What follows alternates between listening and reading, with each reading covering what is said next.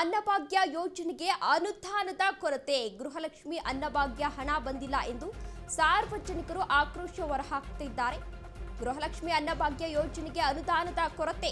ಗೃಹಲಕ್ಷ್ಮಿ ಅನ್ನಭಾಗ್ಯ ಹಣ ಬಂದಿಲ್ಲ ಎಂದು ಸಾರ್ವಜನಿಕರು ಆಕ್ರೋಶ ಹೊರಹಾಕುತ್ತಿದ್ದಾರೆ.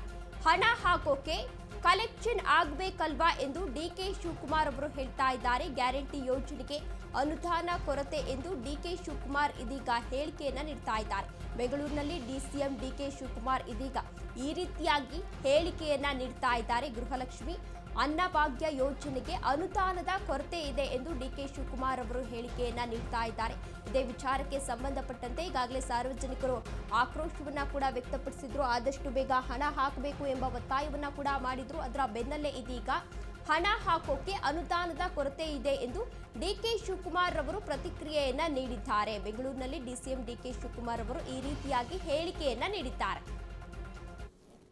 2,000 ತಿಂಗಳು ಕೊಡ್ತೀವಿ ಅಂತ ಹೇಳಿದ್ರು. ಕೊಡ್ತೀವಿ, ನಾವು ಕಲೆಕ್ಷನ್ ಮಾಡಬೇಕಲ್ಲ, ನೀವು ಹಾಕ್ಬೇಕಲ್ಲ ಅಕೌಂಟ್ಗೆ.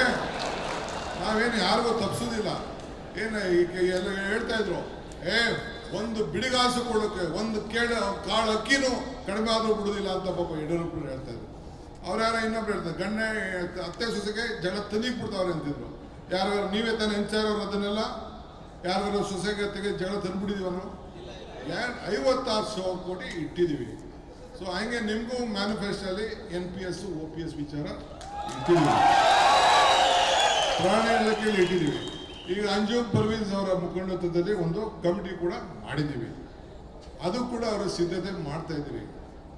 ನೀವು ಬಿಟ್ರೆ ನಾ ಬಿಡುದಿಲ್ಲ ರೀ, ನಮ್ಮ ಮಾತು ಉಳಿಬೇಕಲ್ಲ. ಅಂದ್ರೆ ಸ್ವಲ್ಪ ತಾಳ್ಮೆ ಇರಲಿ. ತಿಂಗಳಿಗೆ ಅಂತ ನಾವೇನಾದ್ರು ಹೇಳಿದ್ವಾ? 2,000 ತಿಂಗಳು ಕೊಡ್ತೀವಿ ಅಂತ ಹೇಳಿದ್ವಿ. ಕೊಡ್ತೀವಿ, ನಾವು ಕಲೆಕ್ಷನ್ ಮಾಡಬೇಕಲ್ಲ, ನೀವು ಹಾಕ್ಬೇಕಲ್ಲ ಅಕೌಂಟ್ಗೆ. ನಾವೇನು ಯಾರಿಗೂ ತಪ್ಪಿಸೋದಿಲ್ಲ.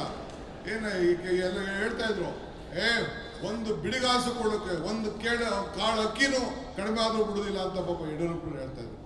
ಅವ್ರು ಇನ್ನೊಬ್ರು ಹೇಳ್ತಾರೆ, ಗಂಡ ಅತ್ತೆ ಸೊಸೆಗೆ ಜಗಳ ತಂದಿಕ್ಬಿಡ್ತಾವ್ರೆ ಅಂತಿದ್ರು. ಯಾರು ನೀವೇ ತಾನೇ ಹೆಂಚಾರವ್ರು ಅದನ್ನೆಲ್ಲ ಯಾರು ಸೊಸೆಗೆ ಜಗಳ ತಂದುಬಿಟ್ಟಿದೀವ ನಾವು. 56,000 ಕೋಟಿ ಇಟ್ಟಿದ್ದೀವಿ.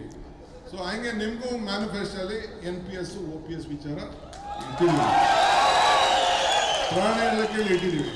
ಈಗ ಅಂಜುಮ್ ಪರ್ವೀನ್ಸ್ ಅವರ ಮುಖಂಡತ್ವದಲ್ಲಿ ಒಂದು ಕಮಿಟಿ ಕೂಡ ಮಾಡಿದ್ದೀವಿ. ಅದು ಕೂಡ ಅವರ ಸಿದ್ಧತೆ ಮಾಡ್ತಾ ಇದ್ದೀವಿ. ನೀವು ಬಿಟ್ರೆ ನಾ ಬಿಡುದಿಲ್ಲ ರೀ, ನಮ್ಮ ಮಾತು ಉಳಿಬೇಕಲ್ಲ.